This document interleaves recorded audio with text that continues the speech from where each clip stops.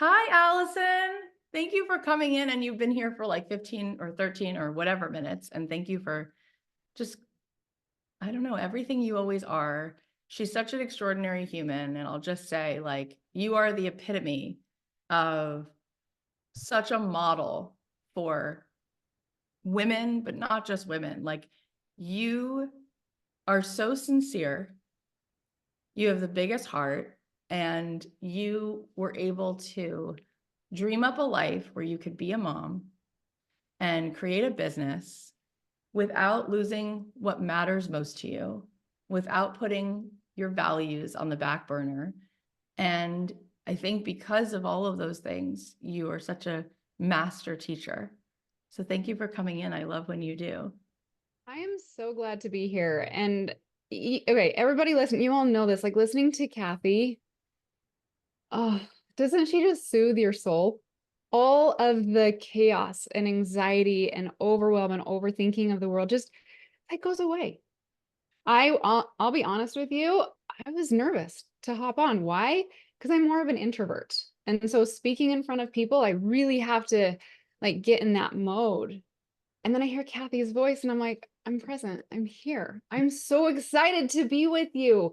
And so I just want you to know you are in the right place, listening to Kathy as she is your captain, guiding you to your dreams. Like, Kathy, thank you. Thanks Oh for my asking me. gosh. Thank you for letting me just hear your voice this That's so morning. kind. Exactly what I That's so needed. kind. That's so sweet. I mean, back to what I was saying, this is exactly why, for me, why did I start a podcast? Because if everything really is about what really actually feels like fun, if that's really the ROI, like it would just be fun to sit down with people who I would love to sit down with and make that a habit in my life. Like that's really why I'm so grateful I started a podcast, because then that's how you and I met. And it was just like, how cool that this is on the calendar, that every week there won't be a week that goes by where I don't speak to somebody who I'm just so curious and so inspired by. And I get to just like be a witness and just enjoy you and soak you up. It's like, what a great thing to do, regardless of if that helps me have a business. It's like, I just so love and value you and the friendships we've made, because that's the ROI. That's the way bigger ROI. But it also does, by the way, help so much with starting a business, because business is all about depth and engagement and intimacy. So, Allison, let's talk a little bit about business. First All of right. all, I think it's something that some people already know because they might follow you or they've heard you say it on my show a couple times. But I think just to get the context, it's so fun to hear the story of like where you were and where you are now and sort of what that little first bridge was. And then I think it would be really cool if you and I had a conversation about what are some of the first steps to take just to make your first like $10,000, right? Because gosh, is that really the most I don't know, heroic part of the whole journey, right? Because that requires showing up and Yeah. putting something out there. And then a lot of things can scale faster once we've done that. So we can talk about that as well. But just tell us a little bit about that journey that started this whole story, because I think that people will love it. So maybe you will relate to this, but when I went to school, my teachers, my parents, all the people that loved me said, Allison, you need to go to college to get a degree so you will be financially secure. And I was like, okay, I'm going to do that. And so I worked at Olive Garden, $2.15 an hour as a waitress, served you breadsticks and salad, Those are and really figured good out breadsticks, Alice. I think that's how I survived through college is those breadsticks. But I figured out making $2.15 an hour, how to actually pay for college, which I think is pretty fascinating since it costs $30,000 to go to college. And you just figure it out, right? I didn't have the answers. I didn't know, but I knew that was my goal. And so I went to school. I became a math and science teacher and I got my first job. I was so excited. I was so excited to get my first real paycheck because $2.15 an hour to a teacher, bit of a difference, right? So they hand me my first paycheck after an entire month of working. I look at it and I was like, is this for a week? And they said, oh, no, no, no. That's for a month. And I was like, what? Oh, huh? Like I qualify for government assistance at this point. Like this isn't going to work. This is not I was told that if I went to college and graduated and worked hard, I'd at least be able to pay for like food and toilet paper. And they said, no, sorry. And so that's I think the thing that like started in my brain is I got to figure it out. I got to figure it out. So I went to the library because I didn't have a cell phone. Um, and I started looking at books, like magazines. How do entrepreneurs pay for stuff like food and cars, and or how do people do it? And everything led back to entrepreneur. I'm like, great. I don't even know how to spell the word. Still to this day, I struggle with. I know. Kathy, who decided to spell entrepreneur so dang hard, right? Uh, and then I saw entrepreneur, and I was like, oh, okay, entrepreneur, what is that? And then I started thinking, okay, my family is young, my husband's going to school, we're going to have to move. And I kind of was drawn to e-commerce, selling stuff online, because I didn't actually have to show up. I didn't have to be in a brick and mortar store. I didn't have to, you know, shut down and then go to another place. And so we did end up moving, and I was like, okay, I got to do something. What can I do now? Not what can I do in the future, and how do I get funds, and how do I get loans for my business? Like, what can I do now? And I ended up looking around my office, and I found leftover crafting supplies. I put it up online, and I made my first $200 to $300. I felt like if I could compare that to any feeling in the world, which I've never won the lottery, but if I could imagine what the lottery felt like, I'm pretty sure it was in the same like sphere. Like, it was so strong. And I said, I just figured out how to make money off garbage. I didn't have to ask my boss. I didn't have to ask my principal. I didn't have to ask anybody. I just had to give myself permission to do it. And so that was like such a starting point for me, not waiting. What can I do right now? What can I do right now? And then day 2 and day 3, I didn't sell anything. I almost quit. Like, literally, I turned to my husband and I said, babe, let's go get ice cream cones from McDonald's. Let's celebrate.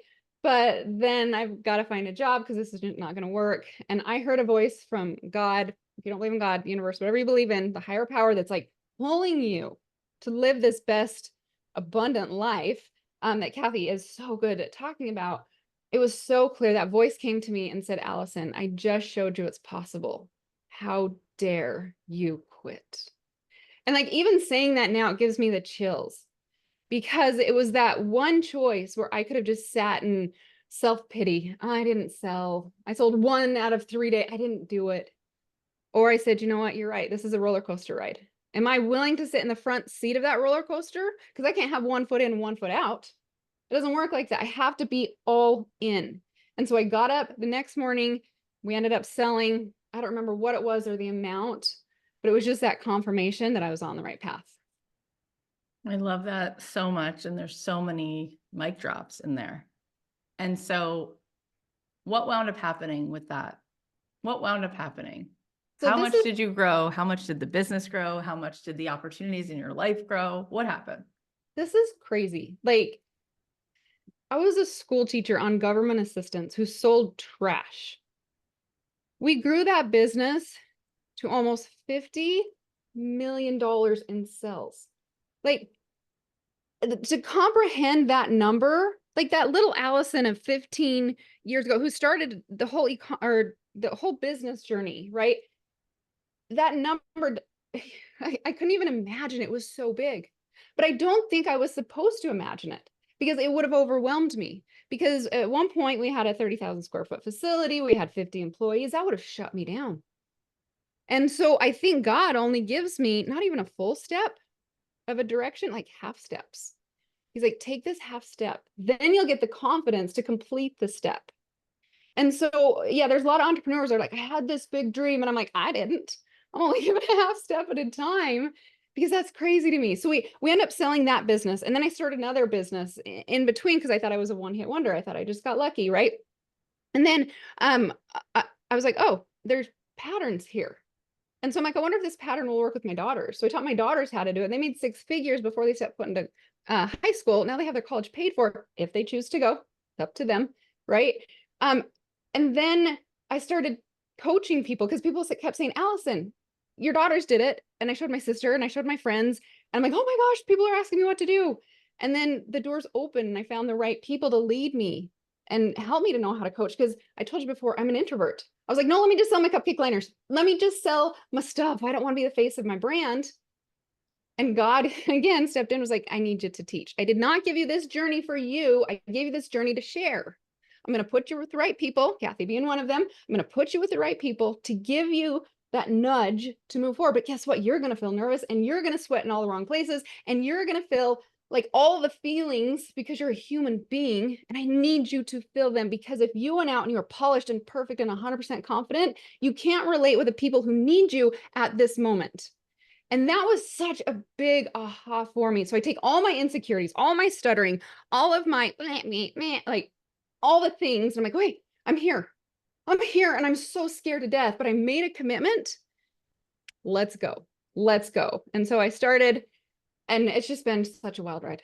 Oh my gosh, I love this. So I want to, and I told you guys, maybe you want to have pen and paper. So I want to take out some really important pieces of what she's saying and sort of highlight them. So the biggest question that people ask me is, well, which business should I start? And I want you to hear something that Alison said, whether you heard it or not. I want to make sure that you heard it, which is she wasn't sitting and thinking and wondering and spending years going, what's my existential purpose? What's the business? What? I mean, that is such a buzzkill. That is the fastest way to lose momentum. So which business, right, should you start? A lot of times when I'm talking to people about which business to start, they'll say, well, I could do photography, or I could do yoga teaching, or I could, you know, I don't know, sell these pancakes that I make, this recipe for these pancakes. I mean, there's so many different business ideas. The answer that sometimes is right there that you don't always see is, well, what's the thing right now that's the easiest thing to sell, right? What does somebody actually want right now? So instead of Alison like sitting and sitting and sitting, it was like, well, I have this thing. Let me just see if I could sell it. Because so much of what makes you love your business is how you show up in your business, right? Sarah Blakely is selling girdles.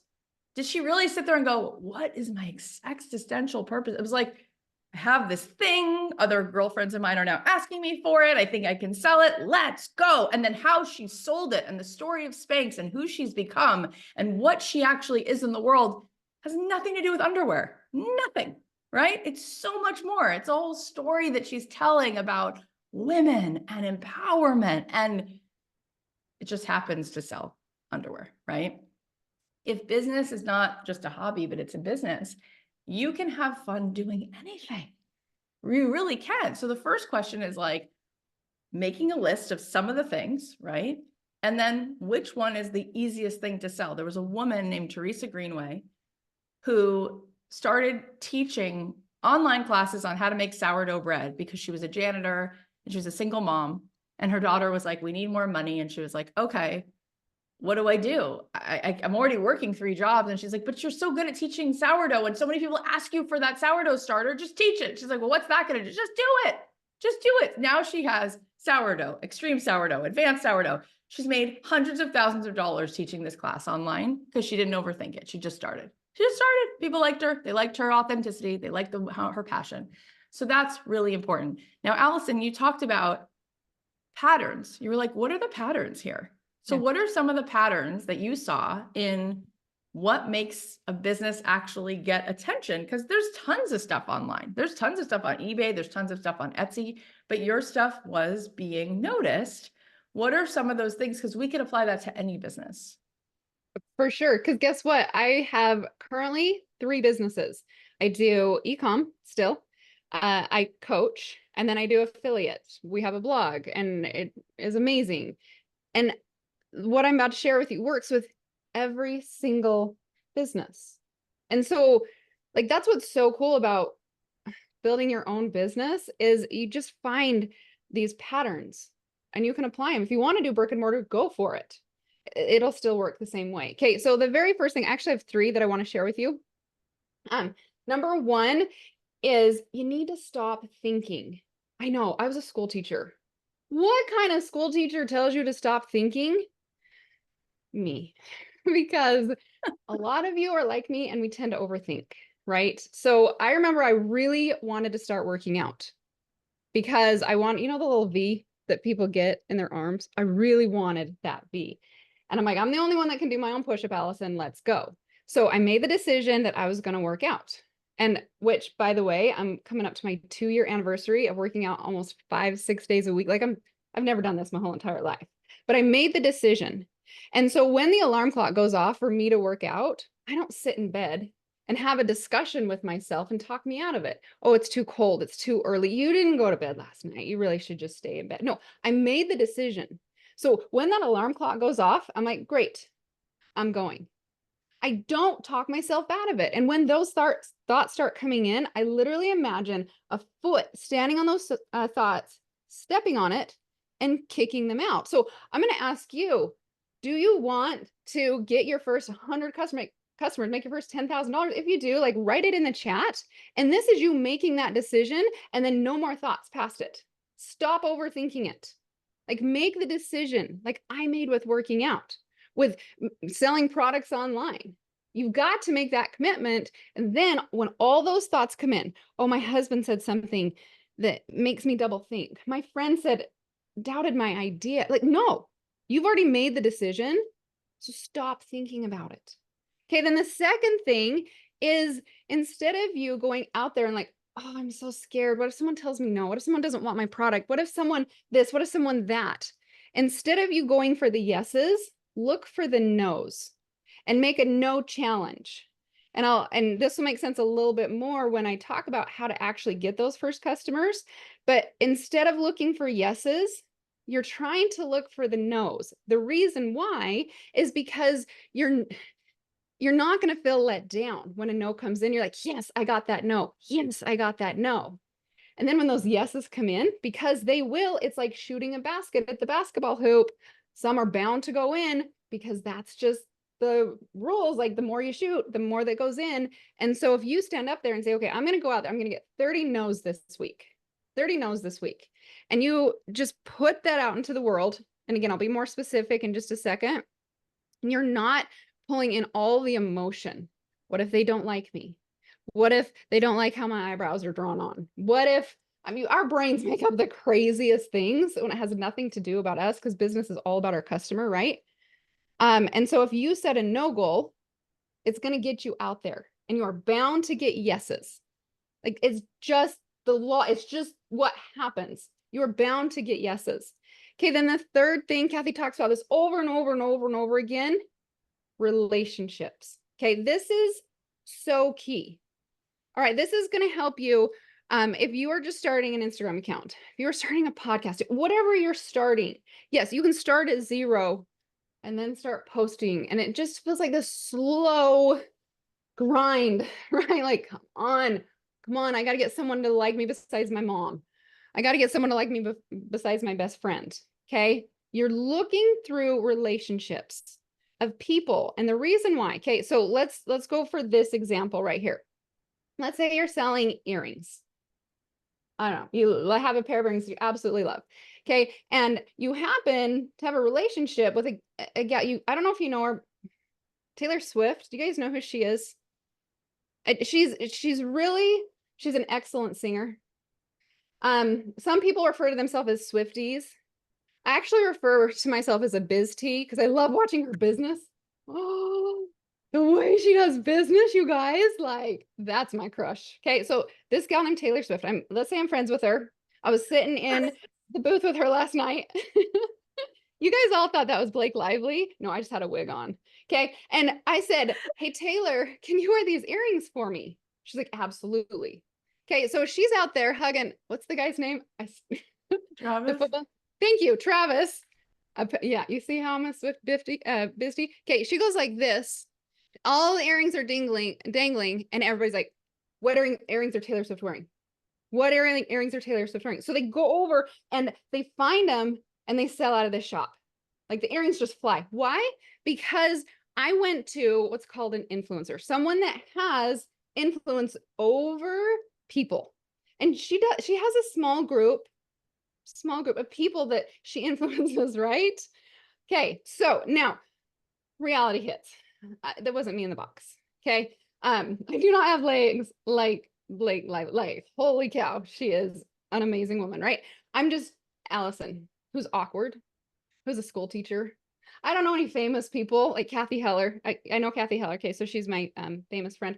But in all reality, like if I look around to my relationships, who are my Taylor Swifts in my world? My Taylor Swifts don't have to have millions and millions of followers. In fact, my very first Taylor Swift had 15,000 followers on Facebook. That's not considered that many. And she went out and she launched, and I got my first 100 customers. I made my first whatever it was, $200 to $300, right? And then I got to market to those people again and again and again. And then I went out and I found another influencer, 10,000 followers, another one with 20,000 followers. And I did it again and again and again. And that was the pattern. It was for me to get my product in front of people who already had an audience. I'm cheating the system. I don't want to drive the Chevy Chevette that I had. Oh my gosh, Kathy, that was a tin can on wheels. Like I want to get in the Porsche when business building, right? I want to go faster. So if I can get in my product in front of people who already have an audience, that's the Porsche. And so that's what I've done with all my businesses over the years. I even had a student named Anne Marie. She was during 2020, she was about to close her storefront. She was selling skateboards. And I taught her how to do the work with influencers. She didn't know Taylor Swift's. So she went to her friend who had 200 to 300 followers, a closed account. Her friend posted it. She made enough money to not have to go under. 200 to 300 followers. So you don't have to go out and find these humongo famous people. Like we literally have this tool. We go to the hashtag search bar on Instagram and it just like gives us all of the answers. And we reach out to those people. And guess what? Some people are going to say no. Some people are going to ignore, but you're going to find people that say yes. And so going back to the no challenge, give yourself a challenge. So I'm going to go out there and find 30 no's.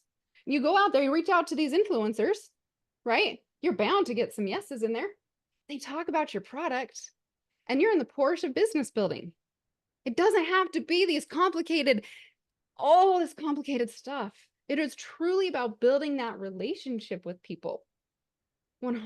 I have people that message me or in my groups like, I heard you on Kathy Heller's podcast. That was so cool. Why Kathy's talking about me. Kathy has this like massive audience. She helped get me out. And then I'll do the same with her. I bring her on my podcast. And then she's like, people are like, I've never heard of Kathy. I love Kathy Heller, right? You build relationships and you share. And that's honestly how I got my first customers in my e-com businesses, how I got coaching, how my daughters made their first 6 figures is building relationships. That's what business is all about. It's relationships. It is all relationships, and it's awesome to hear you talk about that. And I love it because that's another great idea. Like there's an infinite amount of ideas that we can all use that would work to help us to start a business. And that's a great one. Like I sit here and love it because I always learn something new. Like I haven't done exactly that where it's like somebody, asking people to post about my stuff, although I want to dive in a little deeper. But what I have done, which are the other 6 ways that you just talked about, that is starting a podcast, right? And then going on other people's podcasts. Even if I went on someone's podcast who had 2,500 followers and someone's like, oh, well, you have more, you have 50 million downloads of your podcast. Why would you go on somebody's podcast who has 180 downloads on their podcast and 1,000 followers on Instagram? It's like, oh, because an audience is an audience, right? And an engaged audience is awesome. It used to be that people would go on book tours. Now they do like podcast tours, but if they would go on a book tour, they'd go to Milwaukee, they'd go to Chicago, they'd go to Seattle. And if they did really well, they'd have like 60 people at Barnes and Noble. You guys, you can get in front of 60 people. Like, how many people are micro influencers? There's your book tour. So that's part of what Allison is saying. And I for sure understand my business has grown because of relationships. Business is about people. Right. And Amy Porterfield used to say, who's a mutual friend of ours, that the beginning of your business is actually so much easier in this regard, because you could connect and correspond with people and actually reply to everybody and build those relationships. And so many of you have heard me talk about, like, instead of trying to have 1 million followers in the world, 100,000, you really need like 1,000 core super fans, like 1,000 people in the world. And if you are out there collecting your no's, when I was pitching my music, I used to have a goal for myself. I called it, my friend Nikki called it a nap time empire. My daughter would sleep and I would tell myself, I'm not going to be closing this computer, this laptop, until I write to 25 people a day. So I would just collect the no's, basically 25 a day, 25 a day, 25. Hey, Jill, I see you work on this show. What music do you need? What's the best? Do you have any parenting advice? I just had a baby. Like, I try to be relatable and ask a question and also pitch my music and talk about 25 people a day, 25 people a day. And usually by the end of the week, many people would have ignored me. 3 or 4 people would have just been like, no. And then maybe one person would have been like, do you have any music about spring? We're doing something for the spring. And I'd be like, oh, I don't have that. But oh my God, the volleyball just came back across the net. Now I have a relationship with this woman named Marie. Now I can follow up with her. Hey, Marie, we're besties, right? So it's all about building relationships. What else do you want to tell us, though, when you reached out to that girl who had 15,000 followers on Facebook? Tell us more about that. Like, what would you tell us that we should be thinking about? What's the ask? What's the ask and what's the offer when you're reaching out to somebody who has an audience? Okay, so first off, I want to just make a point. What Kathy said, just really like solidify that smaller followers have, like, someone with a smaller following can have amazing engagement.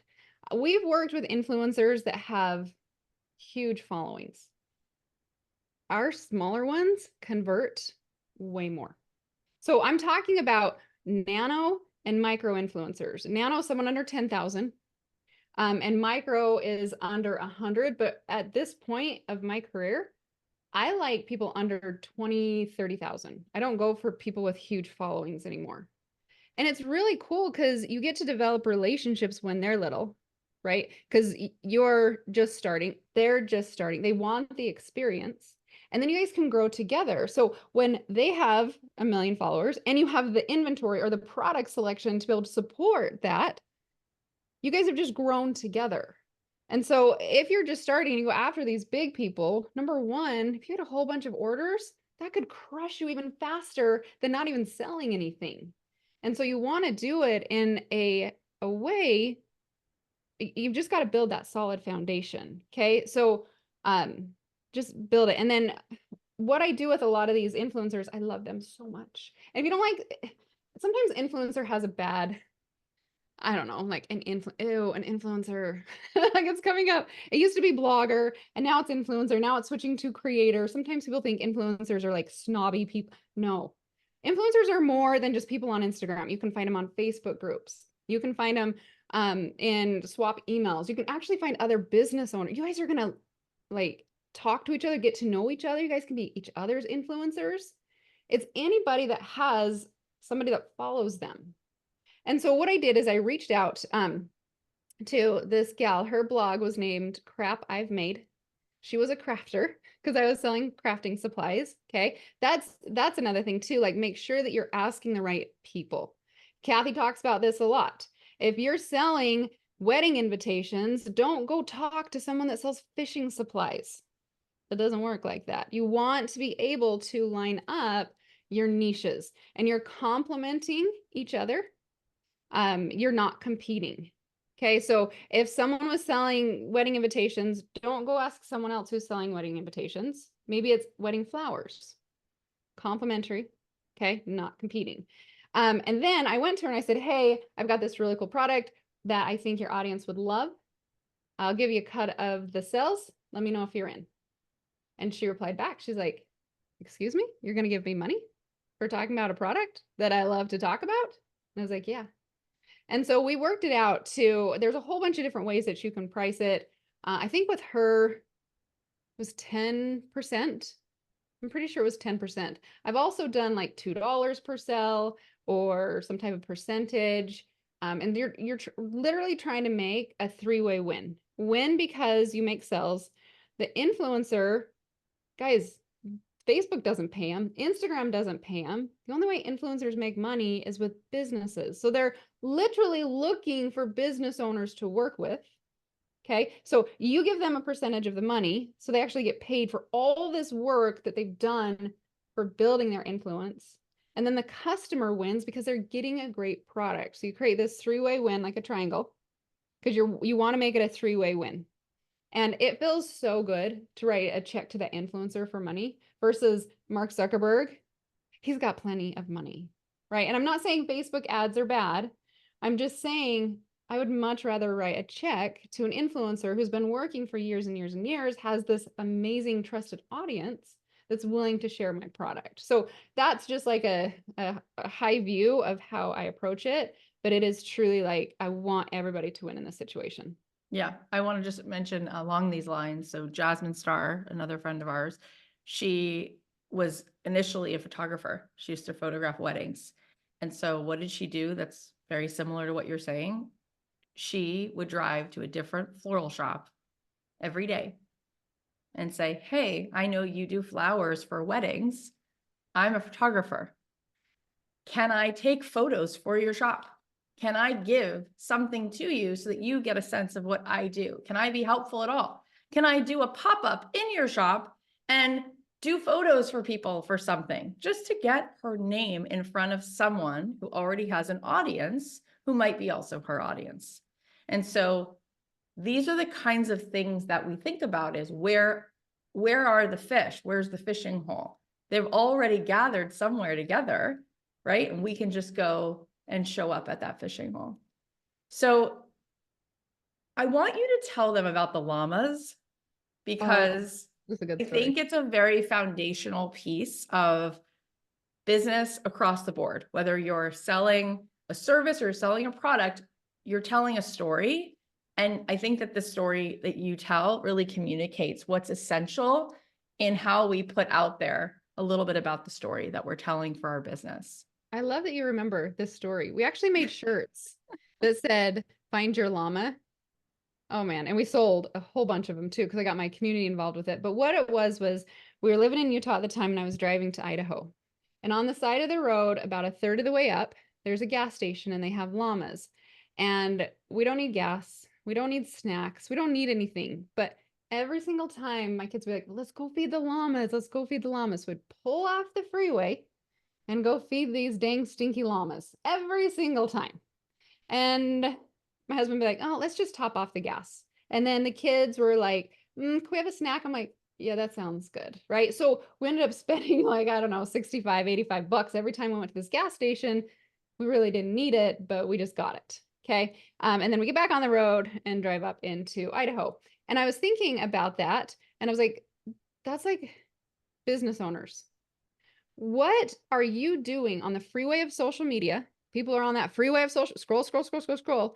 What is your llama? How are you getting people off the freeway of social media to go feed your llama? What is the thing that's pulling them off and getting them into your store? If you're offering a 2% off coupon, that's not going to work. But if you're like, hey, I got this shirt, and guess what? It's a, let's go Valentine's because that's coming up, right? A Valentine shirt. And guess what? It comes with a free banner. And it also comes with my favorite book that you can get through when they're in the public domain.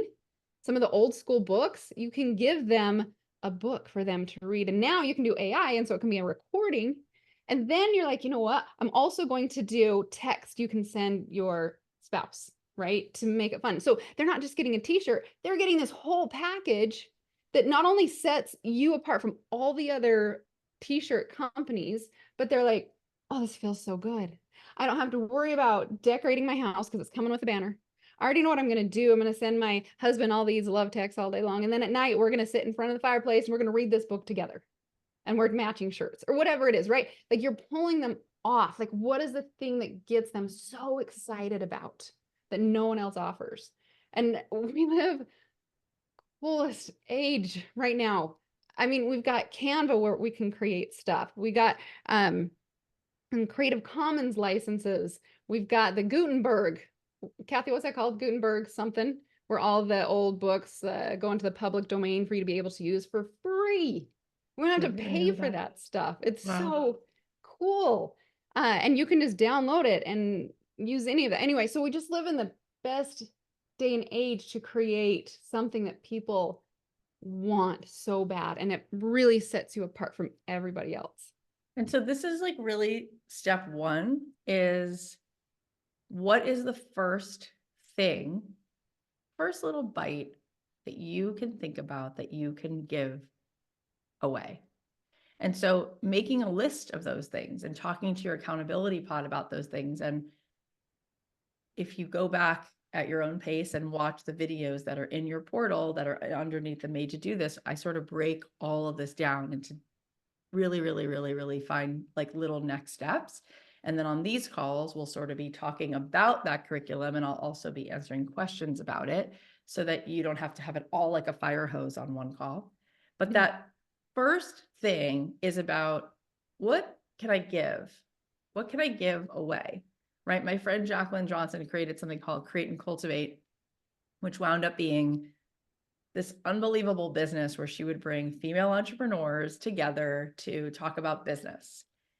How that started was she decided to just do something fun and test it by saying to her friends, hey, do you guys want to come to Palm Desert and we'll do like a girls like overnight, and we'll kind of mastermind together and talk about business, and everyone can go around and talk about what they were working on. This was like a free, just like, let's all just go together. But she was facilitating sort of like the activities and the conversations just for her friends to just do a girls getaway. And she kind of gave it this like structure. And everybody loved it. They're like, this was so helpful. We should do this again. And she put people in pairs and they were able to like brainstorm for each other. And next thing she knew, she was like, I'm going to just go out on a whim. And so she called Citibank. Like, looking back, she had no business doing this, but like, again, you just try things. And she was like, hey, do you want to be a sponsor? I'm gathering a big group of women, probably like 100 women, and it can be like Citibank. You guys can sponsor all of us girls to talk about women in business. And they were like, okay. So then she had this money to like put together her first event. She did it super messy. And then she was like calling people like Allie Webb from Dry Bar. Do you want to give swag? Do you want to put swag in these bags? And like little by little, it became this huge thing. But every single business that you've ever heard of starts by somebody being like, hey, do you want to try this? Oh, you tried it. Well, here, now you could see how you like it. And then they're going to say to you, I actually want more of this thing that I just tried, right? When you go to Costco, you can ask them, you can look at the data. What sells the most at Costco? Well, it depends on who has the demonstration table. Yep. If the Vitamix guy is there, they're selling Vitamixes all day long. Well, what do you mean? The same Vitamix was on the shelf last week. Yeah, but people actually need an experience. We as human beings need the deposit. We need the relationship. We have to have it. Do not leave it up to people that they're going to go out of their way to go figure out what you're doing. That's why I say, if you text 3 people and you just start to talk to people, hey, I'm offering an hour of my organizing services. I've only got spots for 3 of you. Do you want it? You're going to fill those spots. And then each of those 3 people is going to say, how much would it cost for you to help me do my whole house? And you're going to be like, Kath, I just made 10 grand because those 3 people turned into clients and now they told 4 people and I'm booked. And then you're going to learn how to scale a business by hiring your first person who's going to do the work. And now you're getting paid while you're not even there. A friend of mine is an artist, went to NYU, went to art school, so talented, couldn't get her paintings off the ground, wanted to sell these like multiple $1,000 paintings. So she was in Central Park doing those like drawings for people, right? What wound up happening is she and I had this conversation and it was like, what if I started to tell people that I could be hired for a party and I could do other things like corporate stuff, like anywhere. They could just put me in a chair and I could do these little cartoon faces. So sure enough, she started to tell people in Central Park, like, hey, let me do it for you for free. Let me do it for you for free. People were like, okay, fine. Do a little drawing of me and my daughter or whatever. And then she would say, by the way, like, I'm available if you ever have a birthday party. Well, at this point, you guys, she has 6 artists that work for her. because every Saturday and Sunday they've got 50th anniversary parties, corporate events, and she makes money by not even being where she is because she's getting people jobs. That's nothing. That's like a drop in a bucket. It's nothing, but she has a business. She has a multi-six-figure business and she's doing what she loves. And now on the side, what is she doing? Curating the art that she wants, going to galleries that she wants to work with and doing stuff that's just in her soul. That's amazing, right? What a gift. How fun. It's about thinking smart. So I want you to start to think about what is one little thing that you can give away. And the most important thing is to remember you can't steer from a parked car. So you need to just be testing stuff, which means don't overthink it. Like, let's go. What can you try? What would feel fun? What is already low-hanging fruit? And I would even maybe test 3 different things and see which one felt the most fun, because you might do one and realize, oh, I don't want to be in this business. I don't enjoy this at all. But it is really fun when you play with this and it feels like something that you actually love doing. Alison, we talked about, what would it feel like to make your first $100,000, right? Let's just even talk about your first $10,000. Like, what are some of the things when you're coaching people that you realize are helpful when we're thinking about making the first 10 sales? I love that you're bringing this up because I believe the first sell is the hardest to make, not because of the technology or all the things. It's because of the thoughts that keep coming into our head, that keep trying to talk us out of it. Our brain is meant to conserve energy and keep us safe, right? And they've done studies before where it shows that a chess player and someone that runs a marathon burn about the same amount of calories. So if you're like, okay, I'm going to go put this product out into the world, your brain's like, no, you're not. Seriously? No, you're not. Remember the time in 11th grade where so-and-so made fun of you because you were doing X, Y, and Z? Like, it just makes up the dumbest responses ever because it wants to keep you safe. It wants to just go watch Netflix. You don't even have to hit the next button. It just shows you the whole season and you've sat there for 6 hours because you don't have to think. You don't have to burn any energy, right? That's the brain's job. And so what you need to do is you need to attend these classes that Kathy is giving you. And Kathy, you do the smaller coaching, right? Like, you have to be surrounded with people because you're literally the way you think. It's like these, like from point A to point B. You got to go over here to point F. And you've never thought that before. And it's going to be so hard to get there unless you've got a community that surrounds you, because it's so much easier just to go to point B. Like, it's just right there. I've done it all the time. Yeah. For you to start a business and have a successful business, you literally cannot be the same person that you are today that you're going to be. You've got to start with those new neural pathways. And it's rethinking over and over and over again. It's not just one time saying, okay, that sounds good. I made a commitment of selling $10,000. No, because your brain's going to talk you out of it tomorrow. You've got to keep doing it over and over and over again, and surround yourself with people in this community. With Kathy Heller, I hope you guys listen to her, like when you're cooking dinner, when you're taking a shower, when you're driving cars. Like, you need to have that woman in your head nonstop to help you to, when you get to that next step, you're like, okay, I know what to do. I know it's going to be scary. I know I'm going to be sweating in all the wrong places, but that's the process of it. And so my biggest thing is people just don't get started because they talk themselves out of it. They make it way too complicated. I sold trash, for crying out loud. Trash, right? I sold cupcake liners, and one day we did $17,000 in cupcake liners. My grandpa comes over and he's like, what are you selling today, Allison? And I'm like, cupcake liners. He's like, oh, the stuff you can get at the grocery store, the stuff you can get at 7-Eleven. Who do you think you are selling cupcake liners? And I was like, oh, I didn't know. I just thought I would sell them, Grandpa.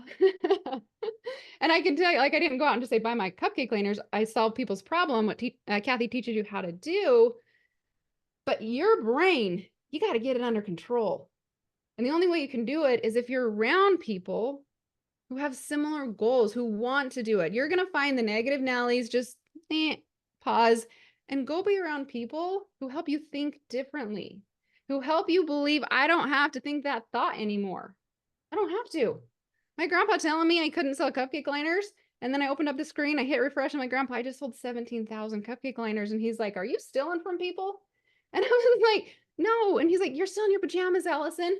It's 5 o'clock in the afternoon. You have bedhead.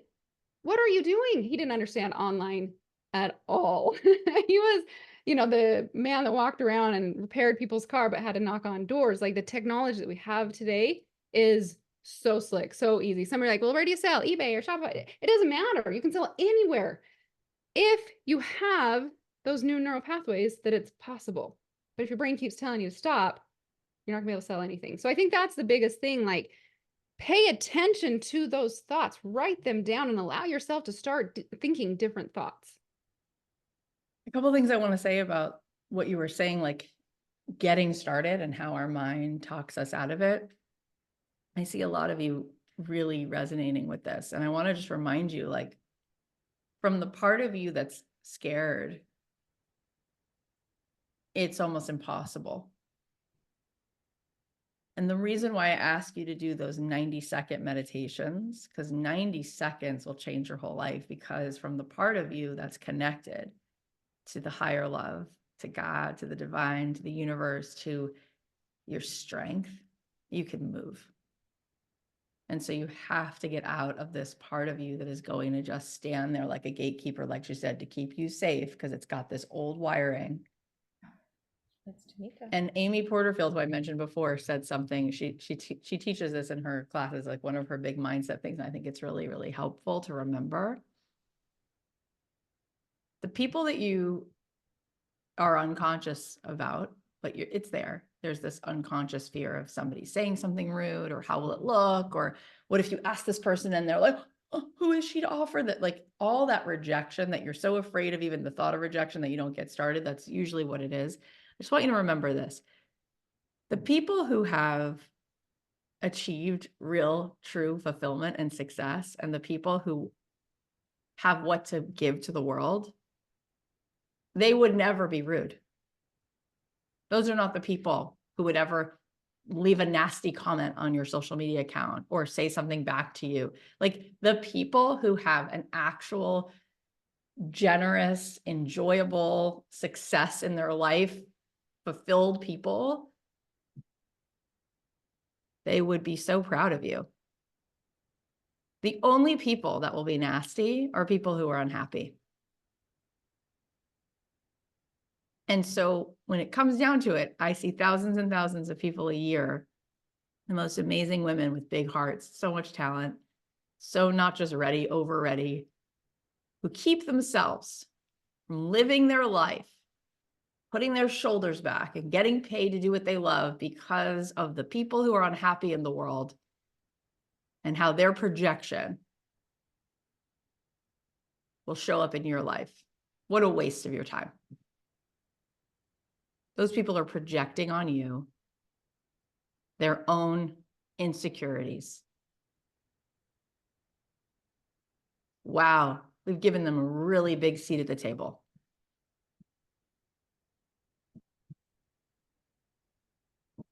That has to stop. For those of you who want to be in the coaching space, in the wellness space, what would be the thing that you would give away, right? Because we talked about, because Alison comes from the world of products and things. So she gave examples like earrings, right? But in the business of wellness or coaching, which a lot of you are in that business, what would be the experience that you could invite people to? A free breathwork session, a sample session, human design readings, conversation, 20-minute call. Yeah. So remember this. The more offers you make, the more money you'll make. Period. End of story.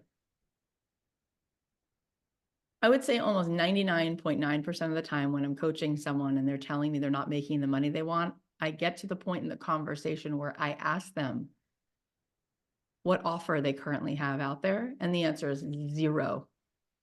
There is no offer. There's nowhere in the world for anyone to pay them right now.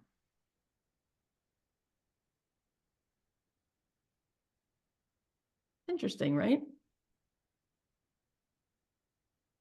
Really interesting. So what stops you from making the offer? The 2 lies we talked about early in the free workshop that I did that led to this class. The big one is, well, I'm not enough. Who am I to offer this? Right. So when we show up and we understand that the most impressive thing is love and presence, loving someone into life. And remember that it could be true that for a certain person, you might not be the person that they need. My mom has made a career for 45 years teaching piano lessons to beginners. Because she didn't go to music school. She just loves to play the piano. And she had this little side business teaching piano when I was growing up. And when my dad left, it became a lifeline for her. She needed it. She didn't tell the world that she's a concert pianist, because she's not. And she didn't tell the world that she could be the best teacher for every person, because she's not. But she specializes in little kids learning piano. And if you are 5 to 12 and you want to learn how to play the piano, she's like the right teacher for you. Because if you're 5 or 6 or 7 and you're learning piano, you probably shouldn't learn from a concert pianist, because that's the wrong teacher for you. Do you know how many people need exactly you where you are? You know, there are times where over the course of the 7 years of me being in this space of podcasting and being an author and coaching, there are people that I'm speaking at a level where there's so much sophistication where you needed to already learn 6 or 7 other things that, like, I'm the wrong coach for them at this point. Oh, that's interesting, right? When Alison said before that God doesn't just give her like the next step, it's like a half step, it's like a quarter of a step. Like, that is how we actually get progress. And so for all the people that you cancel yourself, like, I'm not a good enough this, it's like, you are actually the right teacher. Not only that, but when you're at that point in your business, like, there was a time way back when, it's not even that long ago, like in 2015, I was working with people one-on-one. Do you think that my business can afford me to do that now? Of course it can, because I have so much demand that would actually be bad for me to be like, okay, all you humans that keep coming through the podcast, I'm only going to talk to 8 people a week. Like, that's not my assignment right now. My assignment is to do things like this as much as I can, right? Because that's where I'm at. But I wasn't always there. So isn't it beneficial to raise your hand and say, I love where I'm at. I'm so happy that I'm here. I'm so happy that today, at least for today, I'm not Mel Robbins, because I am available to do this one-on-one session. She's not. She's not available. You can't do it. But you could sit with someone and be there holding them as they have that breakthrough. That's amazing. It's incredible. So, Alison, it might be fun. You guys can put some questions in the chat. I'd love to see these questions to see what else we can sort of touch on as you guys are starting to get activated here. But one And thing I want to say, yeah, go ahead. Kathy, I do have to hop off at about 11, whatever your time zone is, 43, because I'm going out there and I'm actually helping some people. I'm doing my freebie. Amazing. So I'm going to ask you, my last question I was going to ask you, from a standpoint of your sense of self and worthiness, what do you want to leave us with that you feel like is key that has allowed you to receive the success? For, you said worthiness? Yeah. I don't, and maybe that's not the direction. I don't think business makes me worthy. Whether my product sells or doesn't sell, I think it's me changing people's lives, whether it is cupcake liners or the coach, whatever business it is. That's what fills me up. That's what gives me my worth. And it just so happens that people give me a piece of paper with a guy's face on it. And so if I can lead with true integrity, knowing that I served my people the absolute best I could for where I'm personally at and I sleep really, really well at night, that's where it comes. That's where the worthiness comes. I've decided not to base my worthiness on X amount of numbers that I've sold because I used to do that. And that was harsh because it doesn't have to, you don't find your worth in money. You find your worth in serving people. And the thing you get back is the piece of paper with the guy's face on it. And so I think there has to be like a separation, right? And that also allows you to get out there and go be messy, like what Kathy was talking about. Just go do. I remember I tried selling clothing. You guys, I'm not a fashionista at all. I hated it, but I didn't wrap my self-worth around the product. It was around the process. How am I serving people? I was not serving them, showing them what to wear. It was horrible.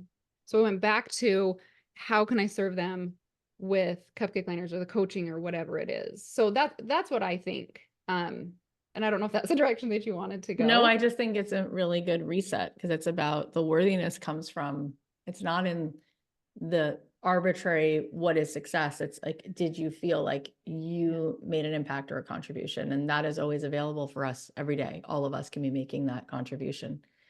Thank you for being here. Tell everybody where they can find you. I saw some of you or some of them are going to your training as of now anyway. So Alison J. Prince, but here's the deal. I don't post on Instagram. I don't post a lot because I decided I didn't want to be an influencer and live my life on social media. So I set this business up differently. Yes, you'll hear me post here and there, but I wanted it to be more driven on a podcast. I was inspired from Kathy and some other people. I wanted it based on like people telling other people about it. I didn't want to get addicted to social because I've been there.